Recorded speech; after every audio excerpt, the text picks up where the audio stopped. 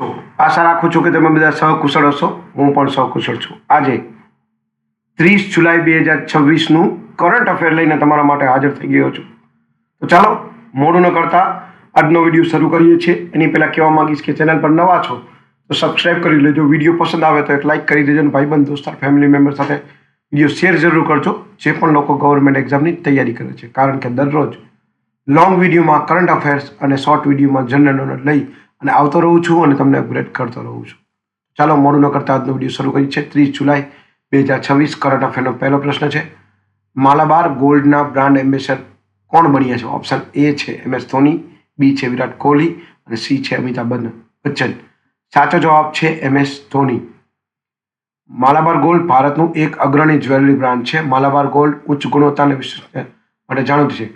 Brand ambassador નિયુક્ત કરવાથી બ્રાન્ડની વિશ્વસનીયતા અને ગ્રાહકોનો વિશ્વાસ વધે છે.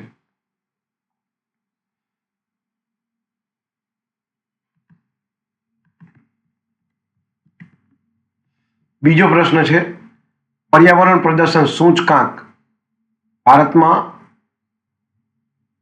પર્યાવરણ પ્રદર્શન સૂચકાંકમાં ભારતનો ક્રમ કેટલો છે? ઓપ્શન એ છે 172મો, બી છે 176મો, સી છે 177મો. સાચો જવાબ છે 176મો.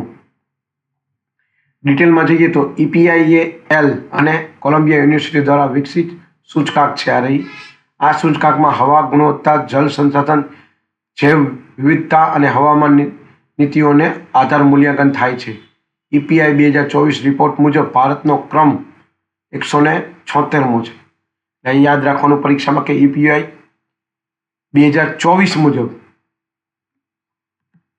ત્રીજો પ્રશ્ન છે, તમામ પરિવારોનો ઇલેક્ટ્રોનિક ફેમિલી રજિસ્ટર કયું રાજ્ય બનાવી રહ્યું છે? ઓપ્શન એ છે ઉત્તરાખંડ, બી છે હરિયાણા, સી છે તેલંગાણા.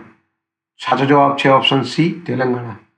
ડિટેલમાં જઈએ તો તેલંગાણા રાજ્ય શહેરી અને ગ્રામીણ વિસ્તારોના તમામ પરિવારોનો ઇલેક્ટ્રોનિક ફેમિલી રજિસ્ટર બનાવી રહ્યો છે. આ પહેલને ઉદ્દેશ્ય સેવાઓની સુવિધા, આયોજન અને લાભાર્થીઓ સુધી યોજનાનો લાભ પહોંચાડવાનો છે. ડેટા આધારિત આયોજનથી શાસનમાં કાર્યક્ષમતા અને પારદર્શિતા વધશે. ચોથો પ્રશ્ન છે, ship building and repair policy 2026 કયા રાજ્યએ લોન્ચ કરી છે? ઓપ્શન એ છે ગુજરાત, બી છે કેરળ, સી છે કર્ણાટક. સાચો જવાબ છે એ ઓપ્શન ગુજરાત. ડિટેલમાં જઈએ તો ગુજરાત સરકારને મેરીટાઈમ ક્ષેત્રે આત્મનિર્ભરતા વધારવા માટે આ પોલિસી લોન્ચ કરી છે. આ પોલિસીથી શિપ બિલ્ડિંગ, શિપ રિપેરિંગ અને સંબંધિત ઉદ્યોગને પ્રોત્સાહન મળશે. રોજગાર સર્જન, રોકાણમાં વધારો અને રાજ્યની આર્થિક વૃદ્ધિ માટે આ પોલિસીનો મહત્વપૂર્ણ છે આ પોલિસી. પાંચમો પ્રશ્ન છે, 22મી રાષ્ટ્રીય મંડળ ટેબલ ટેનિસ ચેમ્પિયનશિપ 2026નું ઉદ્ઘાટન ક્યાં થયું? ઓપ્શન એ છે બેંગલુરુ, ઓપ્શન બી છે ઇન્દોર અને ઓપ્શન સી છે નવી દિલ્હી. સાચો જવાબ છે નવી દિલ્હી. ટેબલ ટેનિસ ચેમ્પિયનશિપ રાષ્ટ્રીય મંડળ ચેમ્પિયનશિપ 22મી આયોજન છે અને નવી દિલ્હીમાં ઉદ્ઘાટન થાય છે. ડિટેલમાં જઈએ તો રાષ્ટ્રીય મંડળ ટેબલ ટેનિસ ચેમ્પિયનશિપ 5 એક મહત્વપૂર્ણ આંતરરાષ્ટ્રીય ટુર્નામેન્ટ છે. આ ટુર્નામેન્ટમાં કોમનવેલ્થ દેશોને શ્રેષ્ઠ ખેલાડીઓ ભાગ લે છે. 22મી રાષ્ટ્રમંડળ ટેબલ ટેનિસ ચેમ્પિયનશિપ 2026નું ઉદ્ઘાટન નવી દિલ્હીમાં થયું છે. છઠ્ઠો પ્રશ્ન છે, વિશ્વ માનવ તસ્કરી વિરોધ દિવસ ક્યારે ઉજવવામાં આવે છે?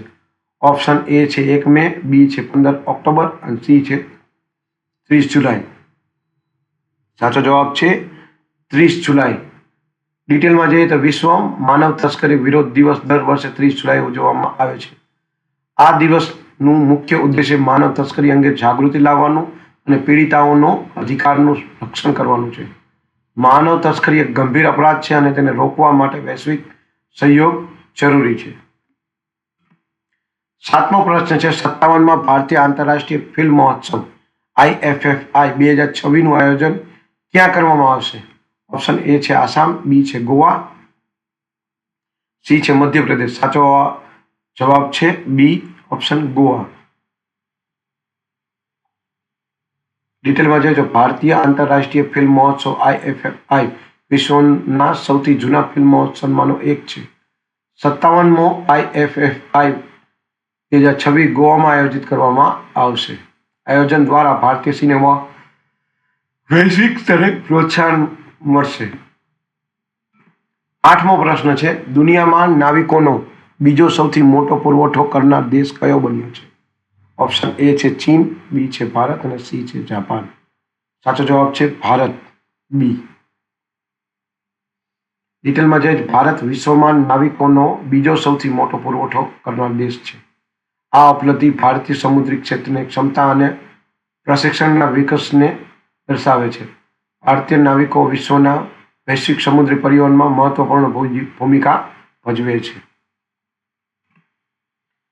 9મો પ્રશ્ન છે, દુનિયામાં નાવિકોના બીજા સૌથી મોટા પુરવઠો કરનાર દેશ કયો બન્યો છે?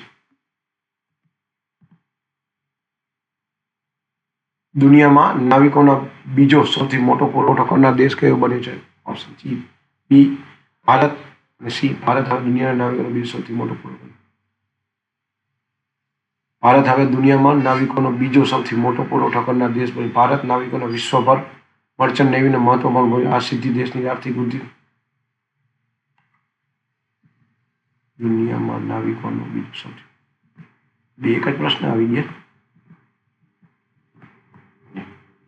10મો પ્રશ્ન છે અને છેલ્લો પ્રશ્ન છે, માનવ અને હાથી વચ્ચેના સંઘર્ષને હટાવવા માટે કયા રાજ્ય સરકારે હાથીઓની રેડિયો કોલર પહેરવાની યોજના શરૂ કરી છે?